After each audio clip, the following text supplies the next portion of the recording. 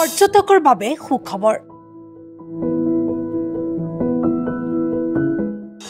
মুকলি হ'ল কাজিৰঙা ৰাষ্ট্ৰীয় উদ্যানৰ ষষ্ঠ সংযোজন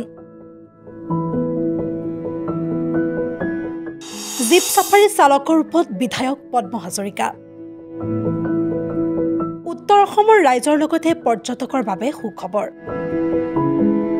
আজিৰে পৰা পৰ্যটকৰ বাবে মুকলি কৰা হয় ব্ৰহ্মপুত্ৰৰ উত্তৰ পাৰে থকা কাজিৰঙা ৰাষ্ট্ৰীয় উদ্যানৰ ষষ্ঠ সংযোজন এলেকা জামুগুৰিহাটৰ দক্ষিণাঞ্চলত থকা এই ষষ্ঠ সংযোজন এলেকা পৰ্যটকৰ বাবে আজি মুকলি কৰে চতিয়া সমষ্টিৰ বিধায়ক পদ্ম হাজৰিকাই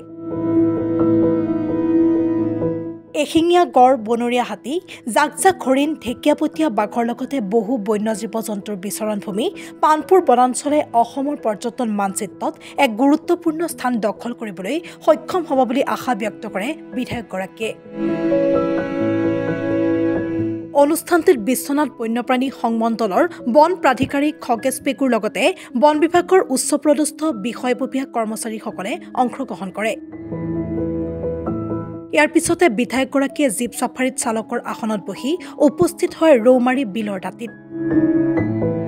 টিএছি ইণ্ডিয়া নামৰ প্ৰকৃতিপ্ৰেমী স্বেচ্ছাসেৱী সংগঠনটোৱে ঐতিহ্যমণ্ডিত নাগশংকৰ মন্দিৰৰ পুখুৰীৰ পৰা কাছৰ কণীসমূহ সংগ্ৰহ কৰি নি প্ৰাকৃতিকভাৱে প্ৰজনন ঘটাই জন্ম দিয়া কাছৰ পোৱালিসমূহৰ 10টাকৈ কাছ পোৱালি আজি বিধায়ক পদ্ম হাজৰিকাৰ হাতেৰে ৰৌমাৰী বিলখনত এৰি দিয়ে পৰ্যটকৰ আগমনে অনাগত দিনত উত্তৰপাৰৰ কাজিৰঙা ৰাষ্ট্ৰীয় উদ্যানৰ ষষ্ঠ সংযোজনক এক অনন্য মাত্ৰা প্ৰদান কৰাৰ আশা কৰিছে বন বিভাগৰ লোকসকলেও সন্মানীয় আমাৰ পদ্ম হাজৰিকা ছাৰে আজি অপেনিং চেৰিমনিটো আমাৰ শুভ উদ্বোধন কৰিলে আৰু ইয়াতে আপোনাক গম পাই আমি লাষ্ট 4 years পৰা আমি চাফাৰী আৰম্ভ কৰি আছোঁ এইবাৰ অকণমান দেৰি হ'ল কাৰণ কি ৰাস্তা পদূলি অলপ কৰোঁতে মেলোঁতে অলপ সময় লাগিলে হ'লেও আশা কৰিছোঁ যে আগতে আমাৰ যিমান ফুটফল আছে এইবাৰ যাতে তাতকৈ আমি অলপ টুৰিজিমৰ ফুটফলটো আৰু অলপ বাঢ়ে তাকে আমি আশা কৰিছোঁ আৰু আপোনালোকে জানেই হয়তো 6th editionত যি কাজিৰঙাৰ যি বিগ 5 স্পিচিছ আমি কোৱা যায় যেনে হয় টাইগাৰ মানে ৱাইল্ড বাফেলো আপোনাৰ এলিফেণ্ট ইষ্টাৰ্ণ সোৱাম ডিয়াৰ গোটেইখিনি সকলোখিনিয়ে আপোনালোকে 6th editionতো গোটেইখিনি পোৱা যায় আৰু মই আশা কৰোঁ যে টুৰিষ্টে যিমানখিনি টুৰিষ্ট আহে তেওঁলোকে যাতে এই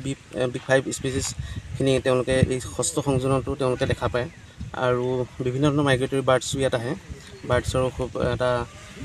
ভাল ইয়াত সংখ্যা আছে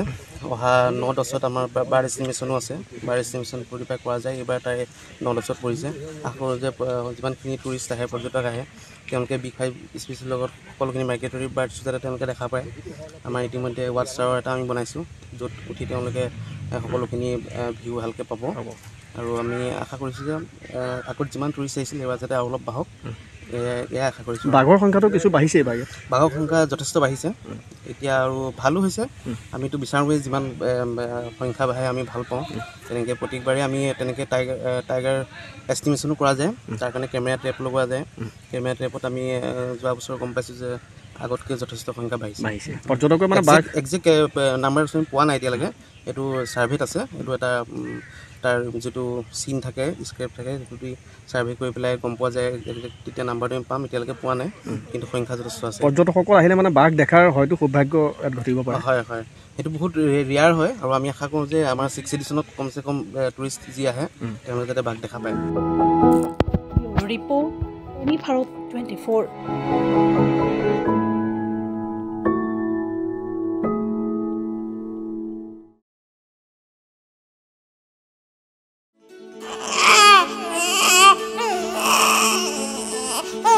অভিনন্দন আপোনাৰ এজনী ছোৱালী জন্ম হৈছে